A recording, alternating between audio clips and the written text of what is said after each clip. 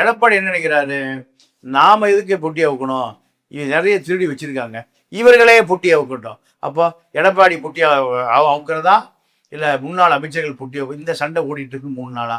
கடைசி ஒரு முடிவுக்கு வந்து பொட்டி அவுத்தால்தான் அதிமுக சேரும், இல்லைன்னா அதிமுக போட்டிக்குள்ளேயே முடங்கிடும். இப்ப முன்னணியில் இருக்கிற யாரு தேசிய தலைவரும் காந்தி தான். காந்தி தான் முன்னணியில் இருக்காரு. வேற யார் வெற்றி தோல்வியை தீர்மானிக்கக்கூடிய தலைவர் யாரு? காந்தி தான்.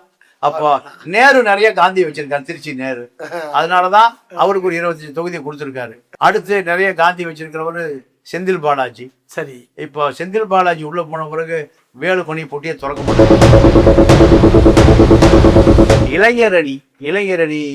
இளைஞர்களை அது அதிகாரத்துக்கு கொண்டு வந்தா உதயநிதி தெரிவிக்கும் 40 பேர் எதிர்ப்பாங்க, 40 எம்எல்ஏ உட்கார்ந்தா 40 பேர் உட்காருவாங்க. இதுதான் இப்ப இளைஞரணிக்கு அதிகமான அதிகாரம் கொடுத்தது அவங்க அப்பா கொடுத்துருக்காரு. கட்சி அவங்க அப்பா கட்சி மாங்கட்சி தான். இது யார்? மக்கள் கட்சி. கார்த்தி அவரும் நண்பர்கள். கார்த்தி ஆதவரிச்சுனா சபரிஷ் 3 பேர் டீ சாப்பிடுறதுக்கே லண்டன் போறாரு. நம்ம டீ சாப்பிட எங்க போவோம்? நம்ம காரணம் கிடைக்கும், தெரு கடை. ஆமா, அவங்க எங்க போவாங்க? லண்டன். ஆமா, ஏன்னா ஆதவ அர்ஜுனாவுடைய மாமனார் 5 லட்சம் கோடி வச்சிருக்காரு. இப்ப திமுக கூட்டணியில் உள்ள காங்கிரஸ்லயே அப்படித்தானே இருக்குது. காங்கிரஸ்லயே வந்து வேட்பாளர் தேர்வு வந்து தப்பா இருக்குதான் போராடுறாங்க. அவங்க வந்து சேவாதான தொண்டர்கள் தீக்குளிக்க போனாங்க. இதுல காங்கிரஸ் ஆபீஸ்ல மகளிர் இடஒதுக்கீடு படி எங்களுக்கு தரலன்றாங்க. அப்ப அங்கேயும் வந்து எப்படி ஒதுக்கி? காங்கிரஸ்ல 14 சீட்டு எப்பவுமே ஜெயிக்க. ஆமா, ஏன்னா காங்கிரஸ்காரர் கொடுத்த ரிப்போர்ட். அவங்களும் கொடுத்த ரிப்போர்ட். அப்போ இந்த சிக்கல்ல திமுக கரையேறுமா என்பது பெரிய கேள்விக்குறி.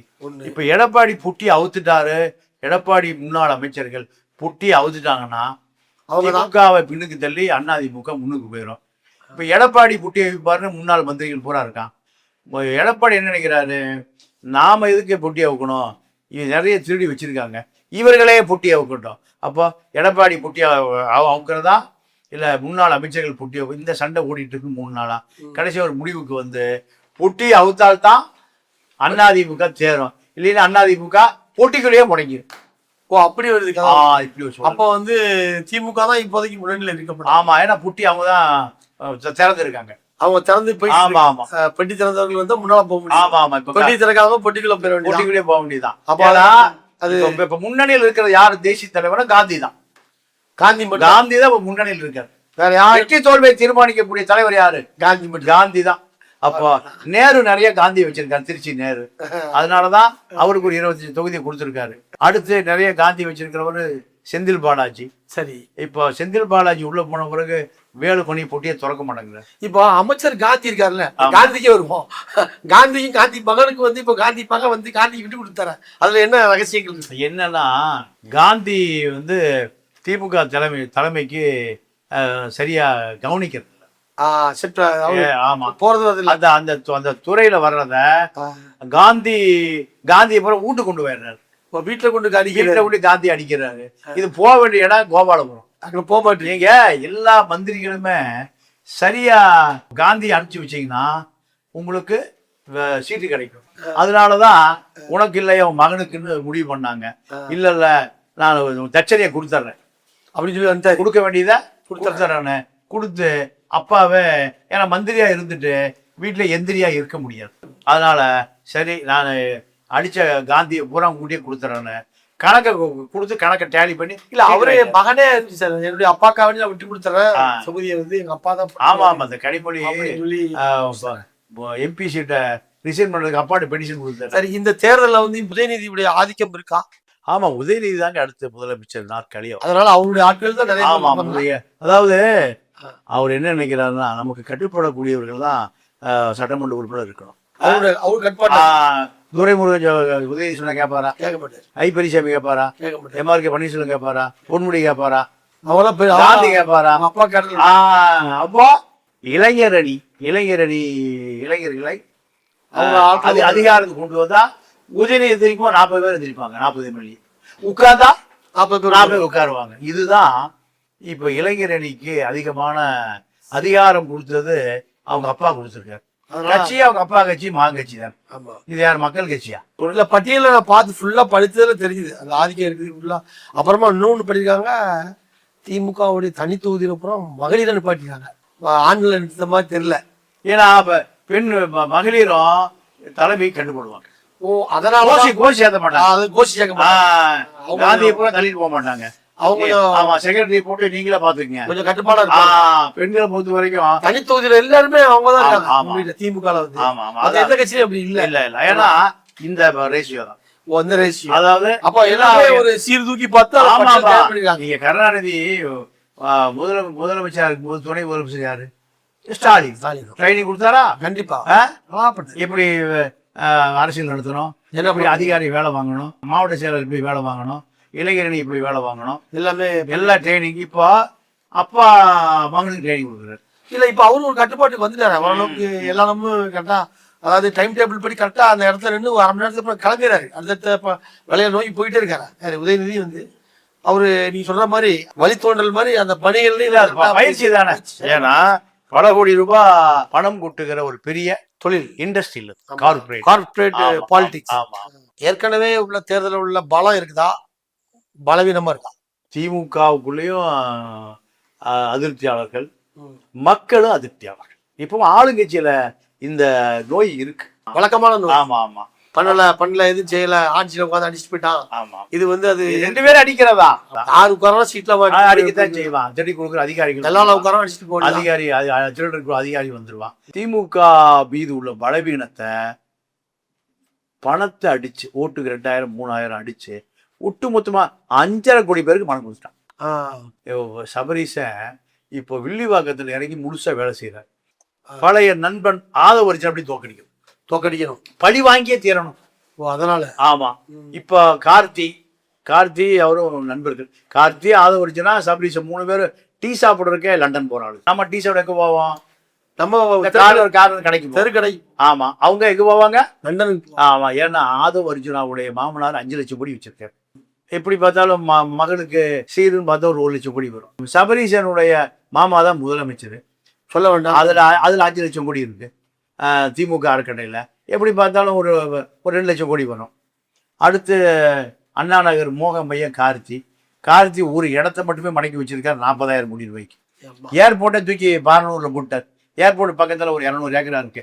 அதுல வந்து ஒரு பெரிய வில்லா கட்ட போறாங்க. அதாவது ரெட் பிரிக்ஸ் வில்லா, 40,000 கோடி ரூபாய்க்கு பட்ஜெட். அப்ப இந்த ஆட்கள்லாம் பாத்தீங்களா, அவங்க மேல் அப்போ ஆதவரிச்சுனா தோக்கடிக்கணும், ஓட்டுக்கு 10,000 கொடுத்தாலும் தோக்கடிக்கணும்னு யார் நிக்கிறா? அப்போ ரூபா தரதுல போட்டிக்க ஓட்டு வந்து ஓட்டு வாங்கல. ரூபா யாரு தரது?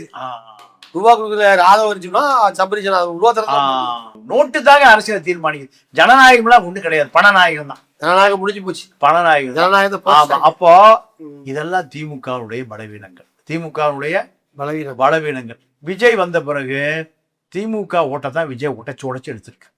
அதிமுக ஓட்டு உடைச்சு எடுக்கல, கம்யூனிஸ்ட் ஓட்டு உடைக்கல, காங்கிரஸ் ஓட்டு உடைக்கல, பாமக ஓட்டு உடைக்கல. யார் ஓட்டு? விடுதலை சிறுத்தைகள் ஓட்டையும் இவங்க தான். அப்ப இவங்களுக்கு பாதிப்பு இருக்கு, பெரிய பாதிப்பு இருக்கு.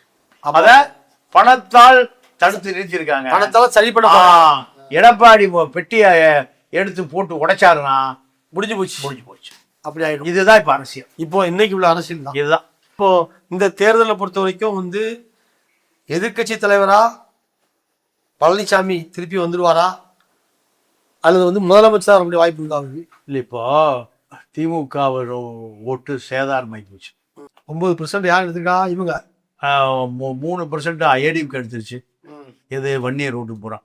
சரி, அன்புமணி பின்னாடி போயிடுச்சு. சரி, மிச்சம் இருந்து வேல்முருகு முன்னாடி போயிடுச்சு. ஒரு ஓட்டு கூட திமுக வன்னியருக்கு வன்னியர் ஓட்டு கிடைக்காது. வடக்கு பள்ளியில ஜெயிச்ச. ஆமா, தலித் ஓட்டு போயிடுச்சு. எப்படி தலித் ஓட்டு எப்படி போச்சு? எப்படி போச்சுன்னா முழுக்க விஜய் எடுத்துட்டாரு. ஓ, விஜய் வந்து எல்லாத்த புள்ளிக்கும், அதான் அந்த வண்டி போச்சுல, விஜய் போச்சுல வண்டி, அதே மாதிரி எல்லா சமூகத்திலயும் புள்ளிக்கும் இருக்கான். டயர்ல ஒன்று வண்டி விடுறான். எல்லா சமூகத்திலயும் இருக்கான். காதுல கடுக்கம் போட்டிருப்பான், முக்கா பேண்ட் தான் இருக்கும், கிழிச்சு விட்டுருப்பான். இந்த இளைஞர்கள் பூரா எங்க போயிட்டான்? விஜய்கிட்ட போயிட்டான். அப்போ ஓட்டு தான் அவனுக்கு போயிருச்சு. அந்த ஓட்டு அங்க போயிட்டு. ஆமா, அடுத்து கிறிஸ்டின் ஓட்டுக்கு விஜய் வந்து ஜோசப் விஜய் ஆமா இல்ல அவங்க வந்து ஒரு மீட்டிங் போட்டு போகக்கூடாது சொல்லிட்டேன். அவங்க அந்த கிறிஸ்தவ ஆலயங்கள் மீது தாக்குதல் நடத்த பிற்பாடு ஒரு பெரிய மீட்டிங்கை போட்டாங்க. எல்லா கிறிஸ்தவ அமைப்பும் கலந்துக்கிட்டு அதில் ஒரு கடைசியாக ஒருத்தர் வேண்டுகோள் வச்சார். ஒருத்தன் வருவான், அவன் வந்து ஜோசப்னு சொல்லுவான், நீங்க பார்த்து ஓட்டுக்கிட்டு போட்டுறாதீங்க அப்படின்னு சொல்லி சொன்னார். அதை கேட்டு அவ்வளோ பெரிய கூட்டம், அது கூட்டம் அறிவிப்பு இல்லாமலே கூட்டப்பட்ட கூட்டம் அரண் ஸ்டேடியத்தில் நடத்தினாங்க கிறிஸ்தவர்களுக்கு. அதுலேயே வந்து எதிர்ப்பு இருக்கேன் விஜய் எப்படி அவன் இல்லைங்க. அதாவது ஒரு கிறிஸ்துவன் முதலமைச்சராக கிறிஸ்துவர்கள் விரும்புவானா விரும்ப மாட்டாங்களா? கண்டிப்பா விரும்புவாங்க, கண்டிப்பா விரும்புவாங்க. பழைய கிறிஸ்துவன் சைமன் தெரியுமா? சீமா அவருக்கு கிறிஸ்துவ வாக்கு தானே அவருக்கு இவ்வளவு செல்வாக்கு, 7% கிறிஸ்தவாக்கே செல்வாக்கு. ஆமா. அப்போ கிறிஸ்துவர்கள் எப்போ ஒற்றுமையா இருப்பாங்க. நம்ம ஒரு ஆள் வரலாம், அவனுக்கு ஓட்டு போடும், அப்படி போயிடும். அப்புறம் கிறிஸ்துவ பிள்ளைமார் சமூகம் விஜய் திருச்சியில கிறிஸ்துவ பிள்ளைமார் சமூகம் அதிகமா இருக்கு. அவங்கெல்லாம் வாக்களிச்சிருவாங்க. பார்ப்போம். அதெல்லாம் திருச்சியில போய் நிற்கிறாரோ? திருச்சி பெரம்பூர் 2 பக்கமே அவரு செல்வாக்கு இருக்கு. செல்வாக்கு. அப்போ வந்து திமுகவுடைய வாக்கு இவ்வளோ ஹெல்ப் பண்ணியிருக்காங்க, இவ்வளோ நிறைய பண்ணியிருக்காங்க. திமுக அந்த ஆட்சியில நிறைய கொள்ளையடிச்சிருக்காங்க. அது 5 லட்சம் கோடி அது இருந்தா கூட சேவைகள் பண்ணிருக்காங்க. ஆமா, சேவைகள் பூரா கொள்ளையடிச்சு மொத்தமா சேர்த்து விளையாட்டுத்துறை எல்லாம் கொஞ்சம் விளையாட்டுத்துறையில நிறைய விளையாண்டுட்டாங்க. நிறைய விளையாடிருக்காங்க. இல்ல இருந்தாலும் வந்து 5 வருஷத்துல கொஞ்சம் நல்லதான பேர் இருக்கு. ஆமா இல்ல, எடப்பாடி 5 வருஷம் நல்லா தான் பண்ணாரு, இவரும் 5 வருஷம் நல்லா தான் பண்ணாரு. அடுத்து ஜெயலலிதா நல்லா தான் பண்ணு. அப்புறம் ஏன் தோத்து போனாங்க? மக்கள் ஏன் ஓட்டு போடல? கருணாநிதியே டெபாசிட் போய் 2006-11 85 சீட்ல மைனாரிட்டி ஆட்சி நடத்தினாரு. அவர் பண்ணாத ஊழலா நல்லதா சொல்லுங்க? மக்கள் ஒரு முறை வாக்களித்தால் அடுத்த முறை வாக்களிக்க மாட்டாங்க. இது ஒரு வருடத்திற்கு 1% பேர் மக்கள் அதிருப்தி ஆகும். 5 வருஷத்துல 5% பேர் அதிருப்தி ஆகும். இப்போ இந்த 9, 5, 14% போச்சு. திமுக போட்டு திருமாவளவனை வெளுத்தெடுத்து, நீ அங்க நிக்காத, இங்க நிக்காத, அதுவும் எப்படி வந்து ஒரு கட்சி வந்து வளர்ந்து வந்திருக்குது, அந்த கட்சியில எப்படி ஒரு கூட்டணி தலைமை கட்சி வந்து அதிகாரம் செலுத்த முடியும்? அதை விரும்புவாங்களா? விரும்பல. ஆனா அவங்க செட்டில் ஆயிட்டாங்க. 4 எம்எல்ஏ ஒரு எம்பியும் திமுக ஆபீஸர் போய் சிறுத்தை பூரா அறிவாலயத்துல வாசனை கட்டி வச்சு கொஞ்சம் புல்ல போட்டாங்க, அங்கேயே திரும்பி படுத்துக்குச்சு.